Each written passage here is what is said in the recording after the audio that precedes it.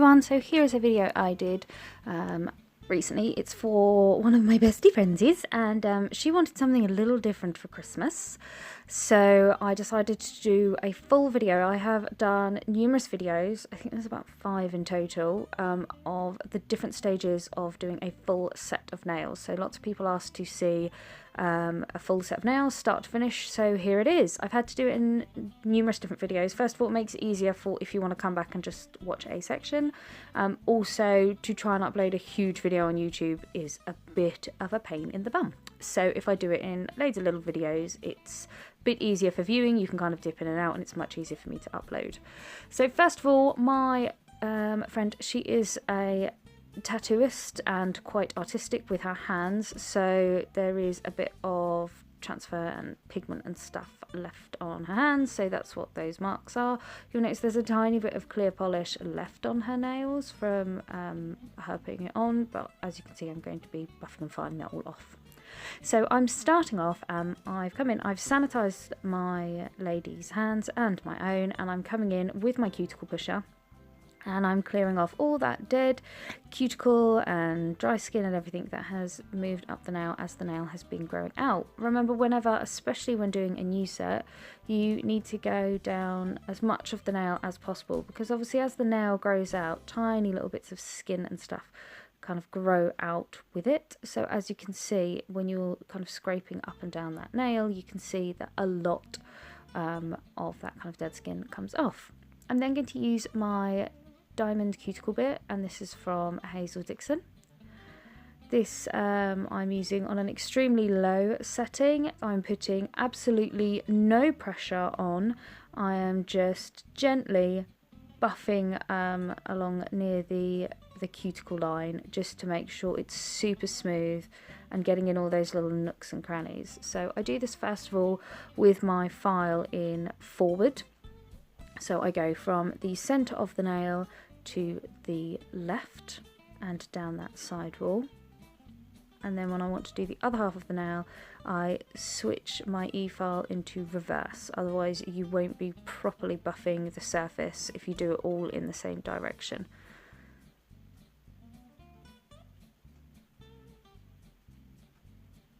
So as you can see, I do each step at a time rather than keep switching back and forth with my efile.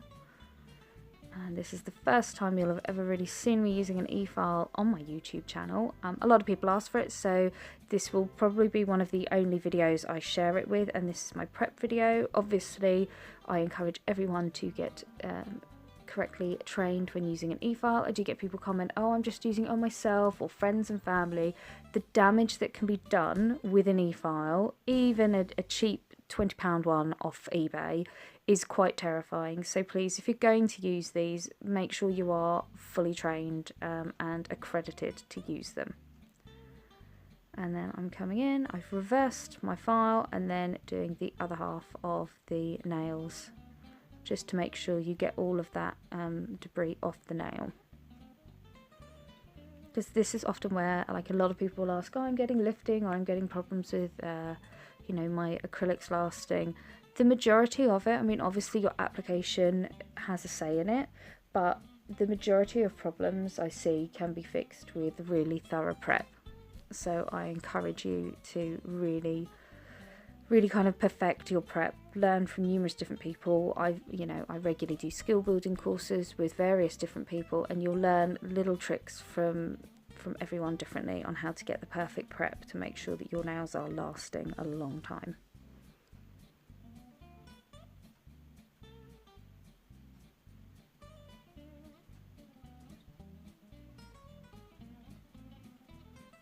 Okay, once I've done that, I just put my next drill bit ahead that I know I'll need on, and then just leave that. And then I'm using my 180 grit file.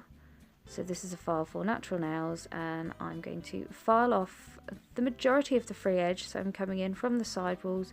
I get a nice angle on those so that I can fit the forms nicely, and then I remove the free edge. You don't really need more than 2 to 3 millimeters of free edge for that form to slip under. And then I'm very gently just buffing the surface of the nail with that file. Again, I'm not really putting any pressure on. I do not want to be filing away and damaging the nail bed. I just want to buff it, remove the shine, and make sure all of the you know, any skin, cuticle, anything that's on there is removed, so that you've got a nice a rough surface for your acrylics to then stick to. I know a lot of people use a higher grit file, or they etch the nail plate. To be honest, with the majority of modern acrylics and stuff, you don't need to be etching the nail plate and like scratching up too bad. Sometimes I will use an old 150 grit file that has been used a fair bit and is very soft. I see a lot of debates, shall we say, on a lot of the forums about what grit is correct. I personally never use a white buffer block because they're too smooth. You're not roughing up the surface of the nail enough. And I do think a lot of it is your pressure and how you use your files. So if you're going to use a 180 file and put loads of pressure on, like you are when you're filing your acrylics, you're going to damage the nail, and you're probably going to damage it more than if you used a 150 grit file and applied no pressure. So it is about perfecting your technique and remembering that every nail tech, everyone always says this, like, oh, you know, acrylics really ruin my nails and things like that. No. As a nail tech, it is your responsibility to ensure that the health of your client's natural nails is the most important thing during any surface. So you will never do anything to damage those natural nails. So whenever people say, oh, my nails are really damaged from acrylics, my response to that is, first of all, how did you remove them? Because that normally it's poor removal, poor aftercare, because if you don't look after these enhancements, they won't last. And also sometimes you turn around and say, well, where did you get them done? You know, because if the only damage done to nails is by poor removal, poor aftercare, or a bad nail tech. So if you find a good nail tech, you will get good natural nail care.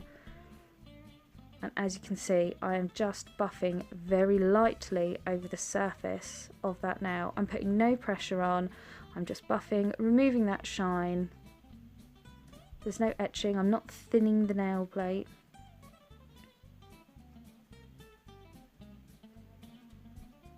So I'm just working through and I'm getting them all to a nice even length and shape, ready to then apply the forms. Sorry if I'm going off on a bit of a ramble. I'm trying to get as much as I can into this video for you guys, so that it can be a bit of a go-to video whenever you're wanting to like look back and learn a bit more about prep. And I try and explain my reasonings behind doing everything, because I think you're more likely to take things on board. Well, I know I learn more when people say, I do things like this and this is why. So that's why I'm trying to like put as much information into why I do things how I do. Don't forget as well, this is something that quite worries me a lot when I do acrylic skills and skill building courses. So I have people come to me and they're already qualified, and they come in and they have a real trouble. They like with their ladies' cuticles, they're always cutting them and stuff like that. There are a lot of courses out there that do not teach you to strip your file edges. Remember, all of your files are cut out by a machine, so the edges are really, really sharp. So always make sure before using a new file that you use an old file, or I use an old e-file bit, and I just run it down the edges of my files, so that when you're really getting your edges like into your sidewalls and stuff, you're not going to be cutting your lady's fingers or skin, because they will be nice and smooth instead of razor sharp, fresh from the pack. So I'm just dusting off any excess, and then I come in with my brushy bit. I love my little brushy bit. It does exactly what it says on the tin. It just brushes away all that excess dust, so you've got a nice, clean, dust-free surface to work on. And then that's kind of my prep done, needing my extractor on. So I turn that off, and then I'm going to pop my towel on, get my kitchen roll out, and then I prep the nails. So whenever I'm doing a set of extensions, I do one hand at a time. So as you can see, my lady can put that other hand away. I'm not going to need it for a while. So I've dehydrated those nails, and I've used Nail Pure Plus from NSI. I get 2 lint-free pads, soak them, and I use one and I go from pinky to thumb, and then I use the other one pinky to thumb again, making sure that when I'm dehydrating I'm really scrubbing that nail plate, really getting into all the little nooks and crannies so there's no dust and it's all nicely dehydrated. with my forms. The forms I'm using here are the CJP, I think they're the frog or fish forms, I can't remember what they're called.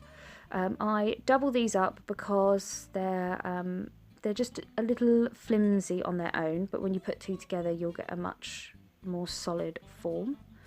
Now I personally slip my form underneath the free edge. I then hold with my thumbs either side of the nail, and then I pull my fingers out from underneath, and then I put the tabs together. So as you can see, I then hold in place with my thumbs, pull my fingers out, put those front tabs together. Make sure when you put those front tabs together that they are like perfectly matched, because if you do that crooked and wonky, you won't get that center line of that form nice and central to the nail. So as you can see, as I'm applying the forms, I'm making sure that central line is always coming straight down the middle of that nail, and that helps you get a nice even well balanced nail as well. Because if you have that kind of like going off or in a bit of a on the wonk, then you'll often find that your nails are a bit wonky or crooked. So that's why all these lines are on the forms. And again, putting those tabs together, and then putting the tabs together at the back. So she has quite small fingernails, and we were going for a kind of a coffiny ballerina, whatever you like to call it, shape. So I wanted my forms to be coming straight out from the nail. So no dip up or down, just coming straight out.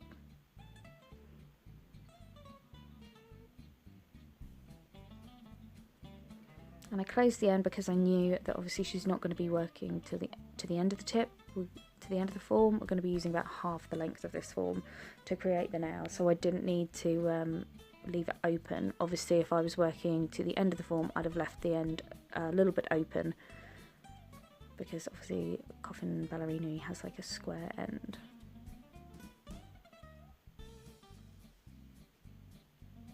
So slipping under there, laying my thumbs on, pulling my fingers away, making sure that line is perfectly straight, putting those tabs together, and then folding down the back tabs. And then I also come along with my scissors and I cut little slits in the side of my forms. Now, if you're more comfortable doing this before you've applied the forms, then do. Kind of like line up the forms to the nail, cut the slits, and then apply the form. That's fine. This is just how I personally do it. Again, you will find your own way by learning lots of different tips and tricks. This is just how I find it easier. But you'll notice how when I do this, my scissors are always pointing out and away from my client. Do not, when you're doing this, dig your scissors down. You need to be really aware of the fact that you're right near the side wall and you're right near your client's skin. So, you know, nice and gently when you're doing this. As you can see again, the tip of my scissors are always pointing out and away from my client's finger, because I don't want to cut my client. Again, nails should be a fun and enjoyable experience for your clients. They shouldn't come away going, oh, this hurt or that hurt or something like that. No, it should be pain-free. Occasionally a little uncomfortable when you're like putting their hands in random positions and stuff. Or awkward when I do my filing sometimes, but it shouldn't be painful and it shouldn't be unpleasant. Okay, so once I've finished getting all of these slits cut in, I will then pop my primer on. Now, while I've been applying these forms, I've made sure I have not touched the natural nail. Always make sure you like tuck in as well.